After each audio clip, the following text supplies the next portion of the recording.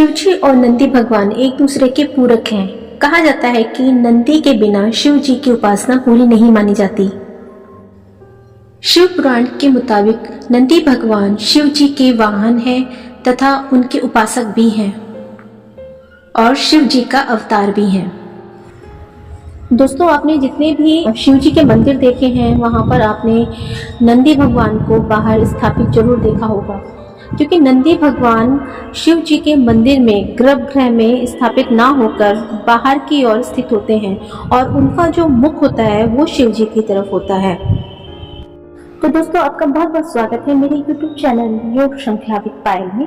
तो आज हम शिव जी के और नंदी जी के बीच में क्या संबंध है इसके विषय में चर्चा करेंगे।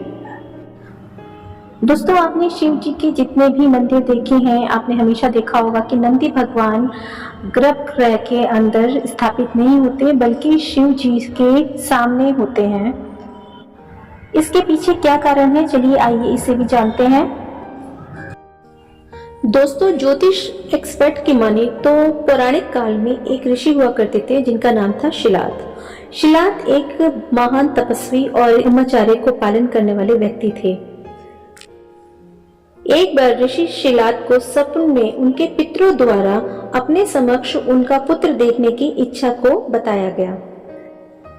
इस वजह से ऋषि शिलाद ने इंद्रदेव की तपस्या की और उनसे वरदान मांगा कि आप मुझे पुत्र की प्राप्ति का वरदान दीजिए। तब इंद्रदेव ने कहा कि आप शिव जी की उपासना कीजिए, उनके द्वारा आपको पुत्र प्राप्ति होगी। इस प्रकार से ऋषि शिलाद ने शिव जी की उपासना की व उनको प्रसन्न किया और शिव जी ने प्रसन्न होकर उनको वरदान दिया कि मैं आपके पुत्र के रूप में जन्म लूंगा। शिव जी की घोर तपस्या के बाद ऋषि शिलाद को नंदी पुत्र के रूप में प्राप्त होते हैं।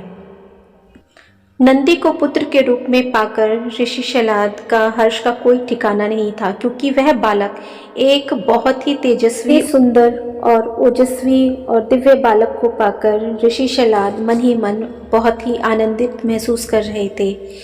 धीरे धीरे ऋषि शिलाद ने उस बालक का लालन पालन बहुत ही लाड प्यार से किया और इस बालक को उन्होंने प्रत्येक शास्त्र का ज्ञान दिया तथा उसको हर विषय के अंदर निपुण बनाया।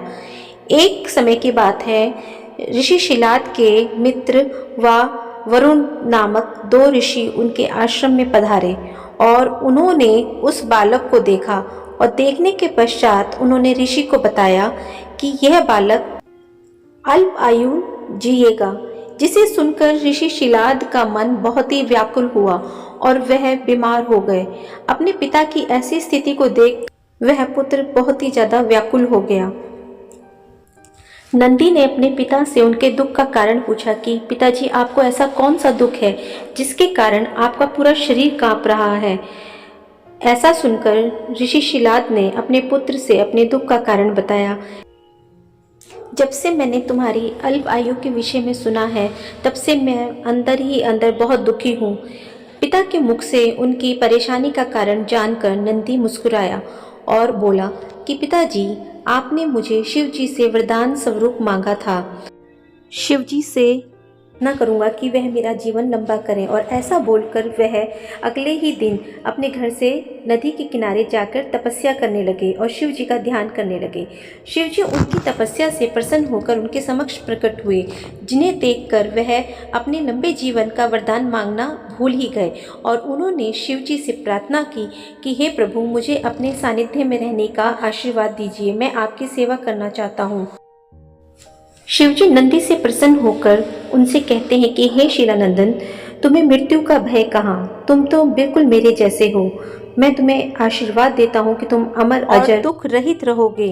दोस्तों, यहाँ तक मान्यता है कि शिव जी हमेशा तपस्या में लीन रहते थे और नंदी भगवान हमेशा उनके सामने पहरा देते थे ताकि उनकी तपस्या भंग ना हो जाए।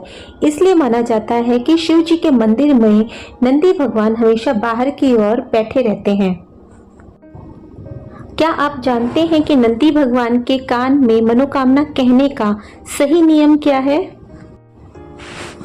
हम सब ये तो जानते हैं कि नंदी के कान में कही गई मनोकामना हमेशा पूरी होती है, लेकिन हम में से कितने लोगों को पता है कि नंदी के कान में किस प्रकार से मनोकामना मांगनी चाहिए और उसके नियम क्या हैं।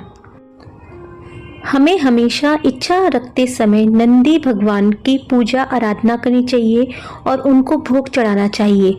फिर उसके बाद उनके बाएं कान पर आपने अपनी इच्छा को बोलना है और बोलते समय अपने होठों पर हाथ रखकर, ताकि कोई भी आपकी कही गई इच्छा को सुन ना पाए, और दूसरा हाथ आपके नंदी के दाएं कान के ऊपर होना चाहिए, जिससे कि आप जो भी इच्छा बोल रहे हैं वह उसके दूसरे कान से बाहर की तरफ ना जा पाए। इस प्रकार से कही गई इच्छा हमेशा पूरी होती है और वह शिव जी तक जरूर पहुंचती है।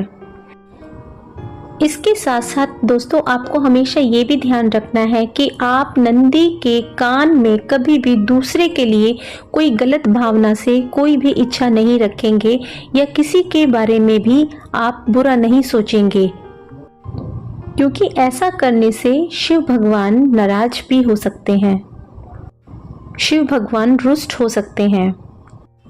इसके अलावा हमें कभी भी क्रोध में कोई भी इच्छा नंदी के कान में नहीं बोलनी चाहिए।